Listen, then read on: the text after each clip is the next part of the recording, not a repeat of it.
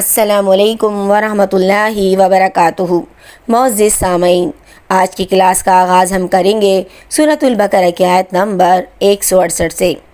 یا ایھا الناس، اے لوگوں، کلو تم کھاؤ، مما ان میں سے جو فی الارض زمین میں ہے، حلالن حلال، طیباً پاکیزہ، ولا تتبعوا اور مت پیچھے چلو، خطوات الشیطان شیطان کے قدموں کے، انہو بلا شبہ وہ، لکم تمہارا، عدو مبین دشمن ہے ظاہر۔ لوگوں، زمین میں جتنی بھی حلال اور پاکیزہ چیزیں ہیں انہیں کھاؤ پیو اور شیطان کے راستے پر نہ چلو، وہ تمہارا کھلا ہوا دشمن ہے۔ اس آیت مبارکہ میں اللہ رب العزت اس بات کی وضاحت کر رہے ہیں کہ شیطان کے پیچھے لگ کر اللہ رب العزت کی حلال کردہ چیزوں کو حرام مت کرو، جس طرح مشرکین نے کیا۔ وہ اپنے بتوں کے نام پر جانوروں کو وقف کر کر ان کو حرام کر لیتے تھے۔ فرمانے ربی ہے، میں نے اپنے بندوں کو حنیف پیدا کیا، پس شیطان نے ان کو ان کے دین سے گمراہ کر دیا، اور جو چیزیں میں نے ان کے لیے حلال کی تھیں وہ اس نے ان پر حرام کر دیں۔ انما صرف یامرکم، وہ حکم دیتا ہے تمہیں، بالسوء برائی کا، والفحشاء اور بے حیائی کا، وان اور یہ کہ تقولو تم کہو، علی اللہ اللہ پر، ما وہ جو، لا تعلمون نہیں تم جانتے۔ وہ تمہیں صرف برائی اور بے حیائی کا اور اللہ رب العزت پر ان باتوں کے کہنے کا حکم دیتا ہے جن کا تمہیں علم نہیں۔ وائز اور جب، کیلا کہا جاتا ہے، لہم اتبعوا ان سے تم اتباع کرو، ما اس کا جو، انزل اللہ نازل کیا اللہ نے، قالو تو کہتے ہیں، بلکہ نتبع ہم اتباع کریں گے، ما اس چیز کا، الفینا ہم نے پایا، علیہم اس پر، اباءنا اپنے باپ دادا کو، اولو کیا اگرچہ، کانا تھے، اباہم ان کے باپ دادا، لا یعقلون نہ عقل رکھتے، شیئن کچھ بھی، ولا یہتدون اور نہ ہدایت پاتے۔ اور ان سے جب کبھی کہا جاتا ہے کہ اللہ رب العزت کی اتاری ہوئی کتاب کی تابع داری کرو، تو جواب دیتے ہیں ہم تو اس طریقے کی پیروی کریں گے جس پر ہم نے اپنے باپ داداؤں کو پایا، جبکہ ان کے باپ دادا بے عقل اور ہدایت یافتہ نہ تھے۔ اور آج بھی جب اہل بدعت کو سمجھایا جائے کہ ان بدعات کی دین میں کوئی اصل موجود نہیں ہے، تو وہ بھی یہی جواب دیتے ہیں کہ یہ رسمیں تو ہمارے آباء و اجداد سے چلی آ رہی ہیں، جبکہ آباء و اجداد بھی دینی بصیرت سے بے بہرا تھے اور ہدایت سے محروم تھے۔ اس لیے دلائل شریعت کے مقابلے میں آباء و اجداد یا کسی بھی ائمہ علماء کی اتباع کرنا غلط ہے۔ اللہ رب العزت مسلمانوں کو اس دلدل سے نکالے۔ وَمَثَلُ الَّذِينَ اور مثال ان لوگوں کی جنہوں نے کفروا کفر کیا، کَمَثَلِ الَّذِی مانند مثال اس شخص کی جو ینعق پکارتا ہے، بما اس کو کہ لا یسمع نہیں وہ سنتا، الا سوائے دعاء و نداء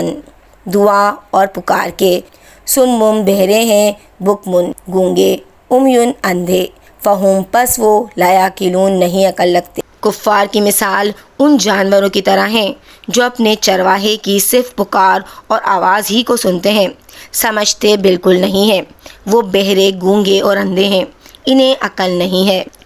یہاں پر کافروں کی مثال بیان کی جا رہی ہے کہ وہ تقلید میں اتنے اندھے ہوتے ہیں کہ اپنی عقل اور فہم کو معطل کر دیتے ہیں۔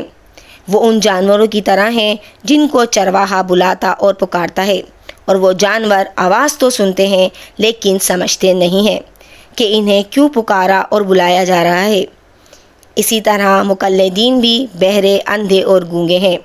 حق کی آواز نہیں سنتے اور نہ ہی حق ان کی زبان سے نکلتا ہے۔ یہ بالکل اندھے ہیں، حق کو دیکھنے سے بھی عاجز ہیں، اور یہ بے عقل ہیں، دعوت حق اور دعوت توحید اور سنت کو سمجھنے سے قاصر ہیں۔ یہاں دعا سے قریب کی آواز اور ندا سے دور کی آواز مراد ہے۔ یا ایھا الذین، اے وہ لوگوں جو آمنو ایمان لائے ہو، کلو تم کھاؤ، من طیبات پاکیزہ چیزوں سے، ما جو، رزقناکم ہم نے رزق دیا تمہیں، واشکروا للہ اور تم شکر کرو اللہ کا، ان اگر کن تم ہو تم یاہو خاص اس کی تعبدون عبادت کرتے۔ اے ایمان والو، جو پاکیزہ چیزیں ہم نے تمہیں دے رکھی ہیں انہیں کھاؤ پیو اور اللہ رب العزت کا شکر ادا کرو اگر تم خاص اسی کی عبادت کرتے ہو۔ یہاں اہل ایمان کو تمام پاکیزہ چیزوں کے کھانے کا حکم دیا جا رہا ہے جو اللہ رب العزت نے حلال کی ہیں،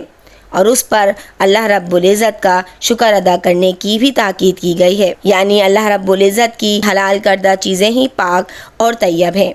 حرام کردہ اشیاء پاک نہیں ہے چاہے وہ ہمارے نفس کو کتنی ہی مرغوب ہو۔ دوسرا یہ کہ بتوں کے نام پر منسوب جانوروں اور اشیاؤں کو مشرکین اپنے اوپر جو حرام کر لیتے تھے،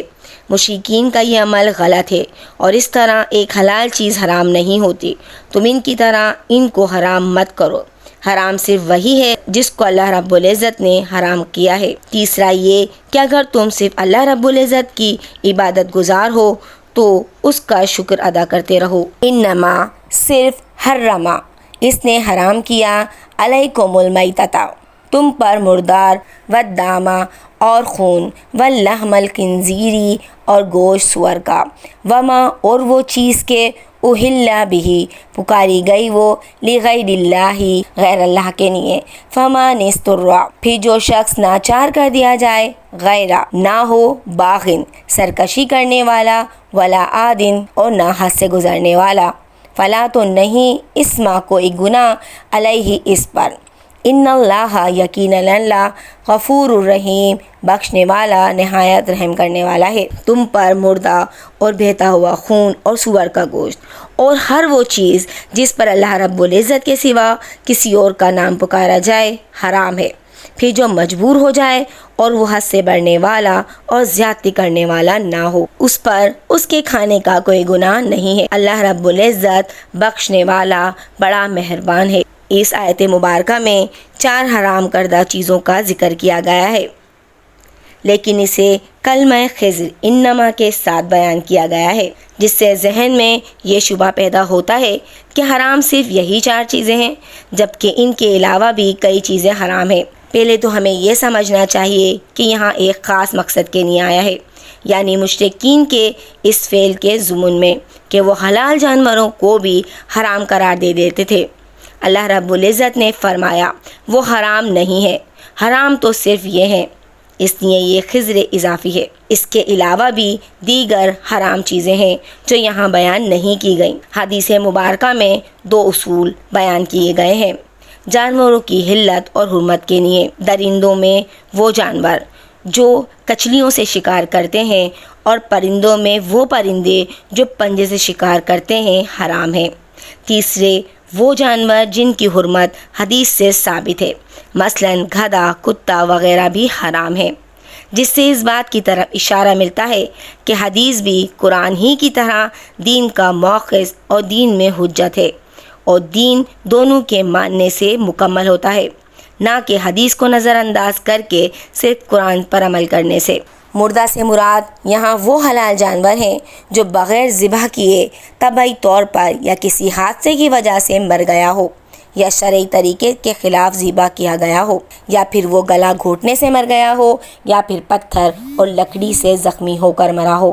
جس طرح لوگ آج کل مشین سے ذبح کرتے ہیں، یہ طریقہ غلط ہے اور ایسا جانور حرام ہے، اسے جھٹکے سے مارا جاتا ہے۔ خون سے مراد دم مصفوف ہے، یعنی ذبیحہ کے وقت جو خون نکلتا ہے اور بہتا ہے۔ گوشت کے ساتھ جو خون لگا رہ جائے وہ حلال ہے۔ یہاں بھی 2 خون حدیث کی روح سے حلال ہیں، کلیجی اور تلی۔ خنزیر ایک بدترین جانور ہے اور یہ ایک بے غیرت جانور شمار کیا جاتا ہے، اور اس کا گوشت حرام ہے۔ اللہ رب العزت نے اسے حرام قرار دیا ہے، اور وہ جانور جس پر غیر اللہ کا نام پکارا جائے وہ بھی حرام ہے، یعنی وہ جانور جو مشرکین اور مشرک غیر اللہ کے نام پر ذبیحہ کرتے ہیں، جیسے مشرکین مکہ لات اور عزا وغیرہ کے نام پر ذبیحہ کرتے تھے، یا مجوسی آگ کے نام پر ذبیحہ کرتے تھے۔ اس میں وہ جانور بھی آ جاتے ہیں جو جاہل مسلمان فوت شدہ بزرگوں کو عقیدت اور محبت اور ان کی خوشنودی اور تقرب حاصل کرنے کے لیے یا ان سے ڈرتے اور امید رکھتے ہوئے قبروں راستونوں پر ذبح کرتے ہیں، یا مجاورین کو بزرگوں کی نیاز کے نام پر دے آتے ہیں۔ جیسے بہت سے بزرگوں کی قبر پر آپ کو بورڈ لگے نظر آئیں گے، مثلاً داتا صاحب کی نظر کے لیے بکرے یہاں جمع کرائیں۔ ان جانوروں کو چاہے ذبیحہ کے وقت اللہ رب العزت کا نام لے کر ذبح کیا جائے، یہ حرام ہی ہوں گے، کیونکہ یہاں پر ان کی نیت رضا الہی کی نہیں تھی، بلکہ رضا اہل قبور اور تعظیم غیر اللہ کی ہے۔ یہ شرک ہے۔ اور اگر کوئی جانوروں کے علاوہ کوئی اور بھی اشیاء غیر اللہ کے نام پر نظر و نیاز یا چڑھاوے کی صورت میں چڑھاتا ہے، وہ بھی حرام ہے۔ جیسے قبروں پر لے جا کر وہاں سے ہی خرید کر قبروں کے ارد گرد فقراء اور مساکین پر دیگیں تقسیم کی جاتی ہیں، یا پھر مٹھائی اور پیسوں کی تقسیم وغیرہ، یا وہاں صندوقچی میں نظر و نیاز کے پیسے ڈالنا، یا پھر عرس کے موقع پر دودھ پہنچانا، یہ سب کام ناجائز اور حرام ہے، کیونکہ یہ سب غیر اللہ کی نظر و نیاز کی صورتیں ہیں، اور نظر بھی نماز اور روزہ وغیرہ عبادت کی طرح ایک عبادت ہے، اور عبادت کی ہر قسم صرف اللہ رب العزت کے لیے ہی خاص ہے۔ حدیث مبارکہ ہے، جس نے غیر اللہ کے نام پر جانور ذبح کیا وہ ملعون ہے۔ علماء کا اس بات پر اجماع ہے کہ اگر کسی مسلمان نے کوئی جانور غیر اللہ کا تقرب حاصل کرنے کی نیت سے ذبح کیا تو وہ مرتد ہو جائے گا، اور اس کا ذبیحہ ایک مرتد کا ذبیحہ ہوگا۔ اللہ رب العزت ہم سب کو کفر اور شرک سے بچائے، اور ہم سب کو قرآن کو پڑھنے اور اس پر عمل کرنے کی توفیق عطا فرمائے۔ آمین یا رب العالمین۔